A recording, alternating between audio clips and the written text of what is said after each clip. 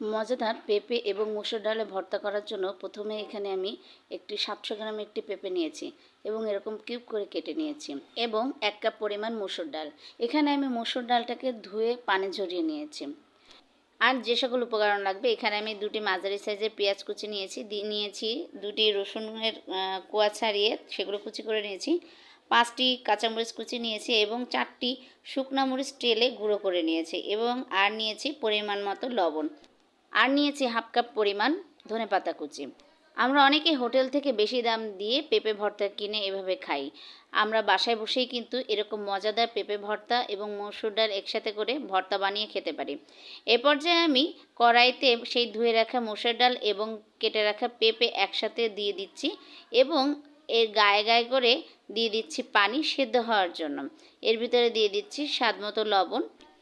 লবণটা কিন্তু আমাদের একটু বুঝে দিতে হবে, কারণ আমরা কিন্তু যখন ভর্তা করব তখন কিন্তু আরও কিছু লবণ ব্যবহার করব।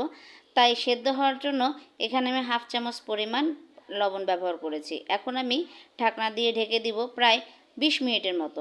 20 মিনিট পরে দেখব ভর্তাটা কেমন সেদ্ধ হয়েছে।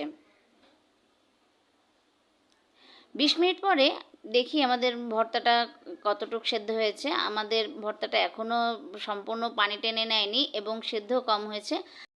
যেহেতু এখনও পানি রয়েছে, এখন আমি এটাকে আরও 10 মিনিটের জন্য ঢেকে দিব এবং 10 মিনিটের ভিতরেই এর পানিটা টেনে যাবে এবং এটাকে আমি একটা প্লেটে তুলে নেব।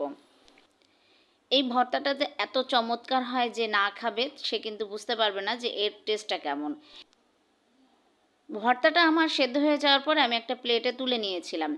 এবার ওই কড়াইতেই দিয়ে দিচ্ছি সরিষার তেল। এখানে আমি 3 টেবিল চামচ দিয়েছি সরিষার তেল, আরও একটু অ্যাড করে নিলাম এবং কেটে রাখা সেই পেঁয়াজ কুচি দিয়ে দিচ্ছি এবং তেলের সাথে একটু ভেজে নিব। 2 মিনিটের মতো আমি সরিষার তেলের ভেতরে পেঁয়াজ কুচিটাকে ভেজে নেব এবং তার ভিতরে দিব সেই কেটে রাখা আরও কিছু মশলা। আগে থেকে কেটে রাখা সেই পেঁয়াজ কুচি, রসুন কুচি এবং টালা মরিচের গুঁড়া দিয়ে দিচ্ছি এবং দিয়ে দিচ্ছি লবণ। এখানে আমি হাফ চামচেরও কম লবণ ব্যবহার করেছি, কারণ আগে যেহেতু সেদ্ধ করার সময় আমি লবণ দিয়েছিলাম। আর যদি বেশি দেওয়া হয় তাহলে কিন্তু বেশি লবণ হয়ে যাবে, তখন কিন্তু ভর্তাটা খেতে ভালো লাগবে না। এখন আমি সবগুলো উপকরণকে একটু ভালো করে ভেজে নেব যাতে মশলাগুলো কাঁচা গন্ধ না থাকে। সেই ভর্তা মেশ করে নিয়েছিলাম আমি একটা প্লেটে তুলে নেওয়ার পরে। সেই মেশ করা ভর্তাগুলোকে এখন আমি এই উপকরণগুলোর সাথে ভালো করে মিশিয়ে নিব। এমনভাবে মিশাতে হবে যাতে ভর্তার প্রত্যেকটা অংশে যেন এই তেল এবং মশলাটা যায়, না হলে কিন্তু খেতে ভালো লাগবে না। এভাবে করে যদি আপনি বাসায় ভর্তা তৈরি করেন তাহলে দেখবেন আপনার আর মাংসের প্রয়োজন হবে না। আপনার এইটা দিয়েই কিন্তু বাড়ির সদস্যরা খুব মজা করে ভাত খেয়ে উঠবে। এখন আমি দিয়ে দিচ্ছি সেই ধনেপাতা কুচিগুলো। ভর্তার ভেতরে ধনেপাতা কুচিগুলো দেওয়ার পরে কিন্তু আমি বেশিক্ষণ আর চুলাতে রাখবো না।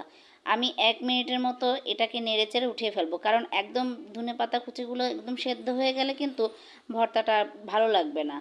এই ভর্তাটার বিশেষত্বই হচ্ছে এই ধনেপাতা কুচিটা একটু হালকা কাঁচা কাঁচা থাকবে। সে পর্যায়ে আমি ভর্তাটাকে তুলে নিব এবং পরিবেশন করব গরম ভাতের সাথে। যে কোনো অনুষ্ঠানে বা যে কোনো আয়োজনে কিন্তু আপনি এই ভর্তাটা পরিবেশন করতে পারবেন এবং যে কেউ কিন্তু আপনার এই ভর্তাটার প্রশংসা করবে। যারা ফেসবুক থেকে আমার এই ভিডিওটি দেখছেন অবশ্যই আমার পেজটিকে ফলো করে রাখবেন এবং লাইক, কমেন্ট, শেয়ার করতে ভুলবেন না। আর যারা ইউটিউব থেকে দেখছেন অবশ্যই আমার চ্যানেলটিকে সাবস্ক্রাইব করে রাখবেন। যে কোনো ভিডিও সবার আগে পাওয়ার জন্য বেল আইকনে ক্লিক করে রাখবেন।